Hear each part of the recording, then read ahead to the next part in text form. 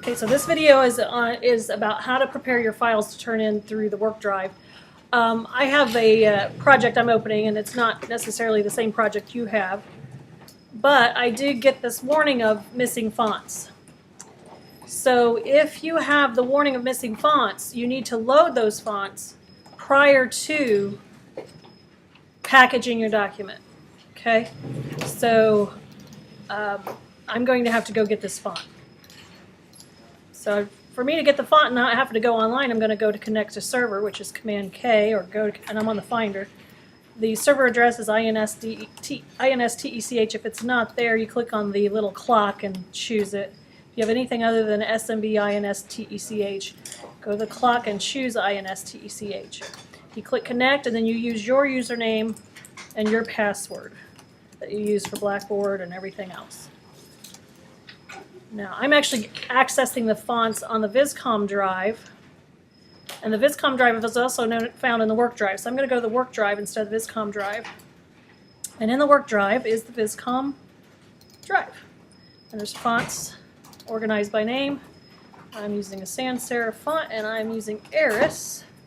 So this is basically me getting ready to load my font. So I'm going to go to Suitcase Fusion, load my font, activate it, close Suitcase.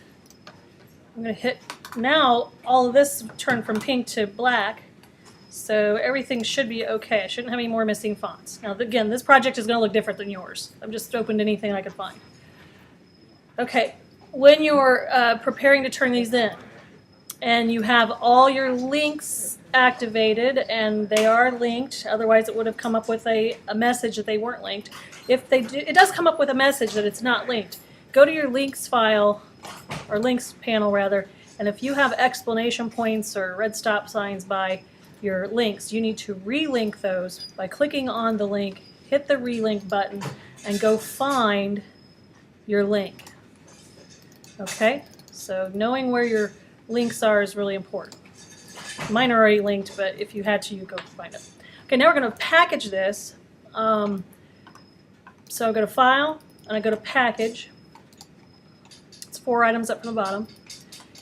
This is not giving me any warnings, which basically means that my files are okay as far as most printing things go.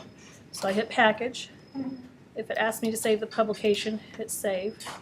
I'm going to package mine to the desktop, and mine is called Project 2 Rebecca. So I hit Save.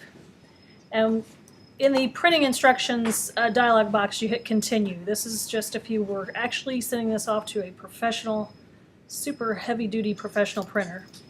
I hit Continue. Now it's going to save a folder called Project 2 Rebecca folder to the desktop. It's going to grab my fonts, my link graphics, and it's going to update any graphic links. So I hit Package. It gives me a warning about fonts, that they're copyright protected. I hit OK, and it goes through and copies everything. So on my desktop now, because I told it that's where I want it to be, I have a Project 2 folder, and I should have the InDesign file, a links file, and a document fonts folder rather. Now, I'm going to go back to InDesign, and I'm going to PDF this.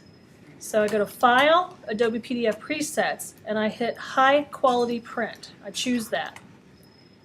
I want to take this to my Project 2 folder that I just packaged. So I'm going to open that up, and I hit Save. And then I get my Export Adobe PDF options. Here I'll click on Marks and Bleeds and turn on Crop Marks. And if I have images that bleed off the side, I'll set this to 0.125 IN or P9, 9 points, P9. P9 stands for 9.0 pica, 9 points. And you want that to be an 1/8 of an inch bleed all the way around, assuming you have a bleed. I hit Export, and what it should have done, you minimize this again, it should have exported that PDF to this folder, and there it is. What you want to do is you want to make sure that nothing has 0 kilobytes, because if it does, that means it's no good. And I'm going to close out my original InDesign file. And I want to test to make sure the InDesign file and the PDF are both working in my packaged folder. If you see something that's gone funky, then you may have to redo one of these steps. Oops, I had a non-printable layer select there. So if I wanted those alphabets there, then I would have needed to make sure that that was on a printable layer. But that's what I have. I'm okay with it because it's just a test. So that's PDFing and packaging. And then I will, I'm going to disconnect to the server so I can go through that.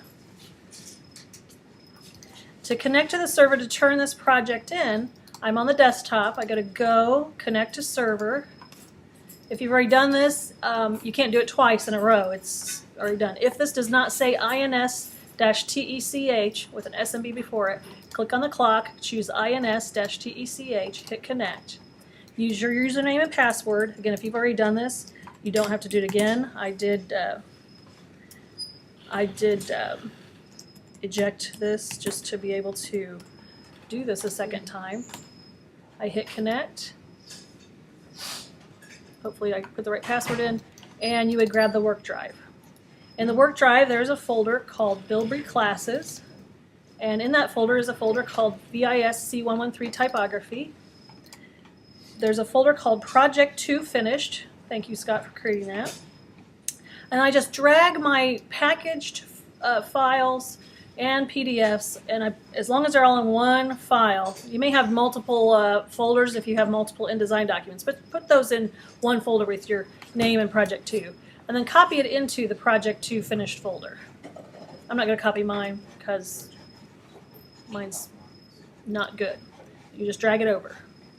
Okay, so that concludes how to package, how to PDF, and how to get to the work drive and turn in your stuff. Plus, I also covered quickly how to load fonts through the Suitcase Fusion.